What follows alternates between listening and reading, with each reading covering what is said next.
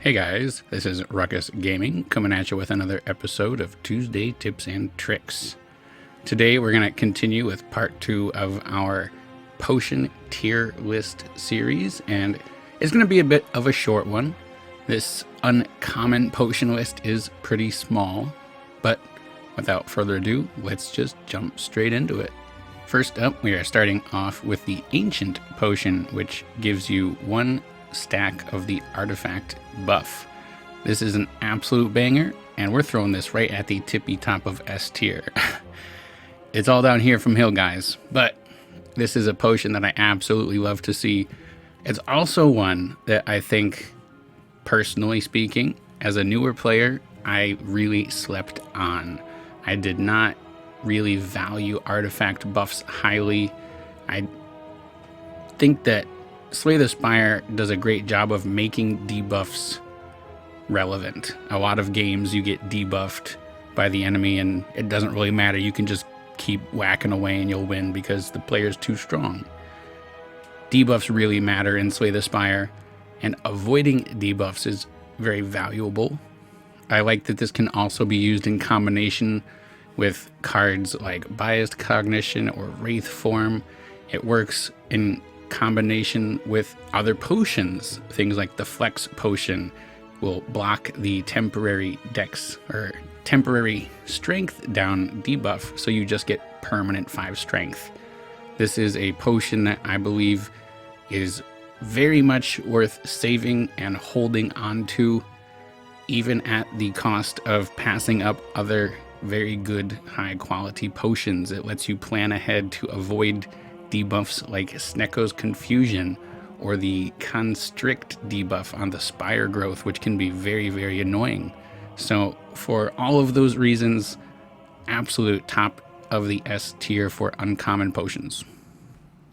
Next up, we have Distilled Chaos, which will play the first 3 cards on top of your deck for free.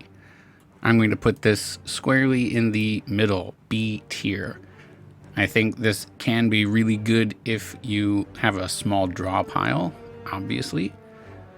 But with larger decks, bigger draw piles, you have a lot more variety and ability for RNG to inject itself. So it's not always reliable. I often find that I'm just kind of using this potion as a, an added bonus, not necessarily to achieve a specific task. Maybe I use it out of desperation. This can be one of those things where if I know I have a very high chance on potions, I will use this to clear a potion belt slot preemptively, just to make sure I get some value out of a potion and don't just throw it away. But it can be very good, and then sometimes it can totally screw you by playing a weird power or, fiend firing your whole hand away or something like that. So just because of the RNG and the amount of variety that we get from this potion, I'm just going to put it squarely in B. Can be great, can kill you. Next up, we have the Duplication Potion, which will play your next card 2 times. I'm putting this right up at the top of A tier. It's very versatile in that it can be literally played with any card to achieve any purpose. It can double your attack, can double your block, can double a power. So there's a lot of ways you can use it. It can be a lifesaver, it can be a combat ender, but it also does kind of rely on you having a card worth playing twice. If you are taking huge damage and this doesn't give you enough to kill or block, then it doesn't really do much for you. So I can't quite put it up into S tier, but I think generally speaking it is quite good. It is something that you might buy at a shop in preparation for an elite or a boss, and it can be very, very useful, but it does require you having the right thing in your hand at the right time. So usually when I am evaluating a potion or a relic or something like that, relying on draw is a negative. So not quite S tier, but very good A tier potion. Next up, we have Essence of Steel. This gives you 4 plated armor. I'm going to put this into the C tier. I think that it is often kind of a win more type of potion. This is not necessarily going to save a run. If you've already got a lot of block, this can just help you block even more and win. The diminishing returns on it once you start to take damage also kind of makes it a little less valuable than something like a metallicized potion or even just the metallicized power. It's not the worst, you know, it's better than nothing. It is something that I would try to use quickly just to use it and get something out of it. The Spire is balanced in such a way that you are often put into conflict. For example, you know, even on floor 1 against lice or jawworm or the cultist, they do 6 damage and you can only block 5. And you've got to choose whether you want to play 2 defends or you want to play 1 and take some. This helps catch up with that balance and reduce that kind of situational choice. But as you get higher up into the Spire, I think it loses a little bit of its shine as you face stronger and stronger enemies. And apart from some very, very niche circumstances, perhaps maybe like having apparitions in hand or something like that, it's not going to provide quite enough block to really make a huge difference, but it's all right. Next up, we have Gambler's Brew, which allows you to discard as many cards from your hand as you like and then draw that many. I'm throwing that right into A tier. What this card is great for is just avoiding terrible turns. We've all had them. There is RNG in Slay the Spire, no denying it, and sometimes you just draw a really crappy hand. You're looking at a lot of damage coming in and you got 0 block. Well, this can fix that. This is great because it is only limited by the size of your hand. If you've got something like Runic Pyramid, if you've got a lot of draw from Battle Trance or Acrobatics or Skim or Rush Down, and you can build up a huge hand, you get even more value out of it. So, very happy to see this potion. It's something I wouldn't necessarily hold on to all the way into the heart. Maybe I would if I had no other way to deal with the wounds and the other statuses that it will add to your deck. Can be very useful for things like that, don't get me wrong. But usually when I'm going into the heart, I have something else in mind. But this is a great insurance policy type of potion. Next up, we have Liquid Bronze, which will give you 3 stacks of thorns. I'm going to put that at the top of C tier. I think in a lot of ways it's very similar to plated armor, but a little bit better. It's passively offensive, which is kind of nice. And it's not a huge amount of damage, but especially against enemies that do multi-attacks, it can be quite good. And most of the enemies in Act 2, 3, and 4, such as the bosses and the elites, often have multi-attacking capabilities, so it's going to be useful against the hardest fights. But like I said, it's just not quite enough damage. It can be good. It's nice support to have. I think it's actually better against the heart than many other fights just because of the damage cap. If you're at A20 and this can do 45 damage on the multi-attack, that's, you know, almost a quarter of the damage cap. So it's not nothing, but it does require multi-attacking. It does also require you to be able to block a lot of damage because you're accepting it.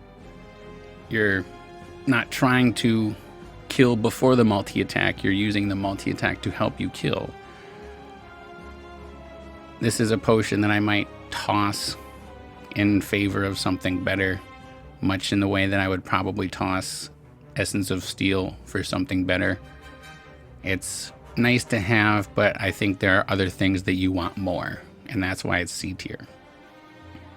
Next up, we have Liquid Memories, which will allow you to reach into your discard pile. Take one card, put it back into your hand, and it costs 0. Another absolute banger of a potion. I'm throwing this in the S tier.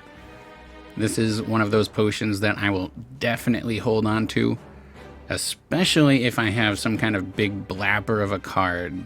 If you've got some 2 or 3 energy attack that is basically your win condition, you know, getting off a big Fiend Fire, getting off a big Ragnarok, something like that, then this is essentially a free play of that card after you've already played it once. It can completely end combats. And it can also be used in any number of ways. It can be used for powers. It can be used for block. It can be used for anything, as long as you have it in your discard pile. But it's essentially use your best card for this situation twice. Once for free. And I think that's incredibly powerful. It's saved me on so many occasions. I'm always happy to see it. I will buy it in a shop, no doubt. It's worth spending gold on. Not all potions are. So if you see this, take it, use it. Next up, we have the Regen Potion, which will give you 5 stacks of the Regen buff to heal your HP. I'm going to put this at the top of B tier. Over 5 turns, it gives you what? 5 plus 4 is 9. 9 plus 3 is 12. Plus 2 is 14. Plus 1 is 15. It gives you 15 heal over 5 turns. Certainly not bad. The problem is you may not often get all 5 of those turns in. You may not be low enough HP yet. You may have a full belt, and if you don't need the healing when you have a full belt, then you're not going to take it probably. So it can be a little bit situational, but it is kind of like insurance. If you've got it, if you've got low health, if you know you're going into a fight, you can slow roll, you can stall out, you know, you've got enough block, it's not going to scale too quickly. Yeah, definitely. Great potion that'll keep you going a little bit longer. But it does kind of require on a couple things to be situationally and contextually in its favor. Next up, we have the 4 character exclusive potions, starting with the Potion of Capacity for Defect, which grants you 2 orb slots. I'm going to put this at the top of A tier. Well, not the top of A tier, but of the 4 character exclusive, I think this is one of the better ones. It does something that the Defect loves, which is scale up its orbs by just giving you more of them. Even if you don't have the focus, more is good. It can be offensive, it can be defensive, it can be energy. Very, very versatile.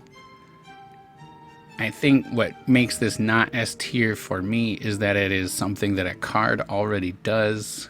You get this from several relics. But aside from that, more orbs is great. And it can be used in so many different ways. So definitely a very strong take. Next up, we have Elixir, which allows you to exhaust as many cards from your hand as you like. Even as an ironclad enjoyer myself, I don't value this potion super highly. I'm putting it in B tier. I think the ironclad already has a tons of different ways to exhaust. This can be really nice to just give you a little bit more extra block, a little more draw with Dark Embrace. Maybe your deck is a little too bloated, too big, you haven't gotten enough removes, so this can get your strikes or defends out in a moment of need. But you're probably already going to have a lot of those skills within the deck. It is a one-off, one-time potion. It doesn't last for the rest of combat in a way that, you know, the Potion of Capacity does for the Defect. And for that combination of reasons, I put it at the bottom of B tier. Next up, we have the Cunning Potion for the Silent. This gives you 3 shivs in your hand. I'm going to similarly place this into the B tier along with Ironclad's Elixir. A lot of the reasons are the same. It relies on you having synergies to be really good. 3 shivs is 12 damage. It's alright. It's good early in Act 1 when HP is low, falls off. If you don't have accuracies, if you don't have wrist blades, if you don't have other shiv synergies, it's just 12 damage. Ho-hum. Can be great in the right deck though. Can absolutely save you in the right deck in the right moment. But by itself, depending on other cards to already be in your deck and already be played, I think it's just average. It's okay. It's something I spend kind of quickly. The next opportunity I see to get a very quick kill within, 12 damage, whatever it is, I'll use it. I'm not going to save it for anything. And finally, we have the Stance Potion for the Watcher. I think just because of how powerful her stances are, this is going into the bottom of S tier. The Watcher lives and dies by her stances. It gives her energy, it gives her damage. It can give block if you've got the Mental Fortress power. It can give draw if you've got rush down. Playing with stances can either end a combat by getting into Wrath and killing quickly. It can save you from dying by getting you out of Wrath if you've played a little too aggressively and you haven't gotten a way out. This can save your run. The biggest way that Watcher ends run is because you can't get out of Wrath and you die. So this solves one of Watcher's biggest problems. For that reason, when you're playing the Watcher, this is a great potion. Keep your eye out for it and it can save you. Well, that is it for this one, guys. Very short episode, but I hope it was helpful. I hope you guys got some good information and maybe inspired you to think about some of these potions in a new way and get the best value out of them you can on your next run. Our next episode is going to be the last one, those rare potions, and then we're going to be trying some more new content, some more achievements, some more what the hell is up with that. Let me know if there's anything in particular you guys want to see. And as always, please leave a like, share, subscribe, comment, all that stuff. And have a great day. Thanks for watching Ruckus Gaming.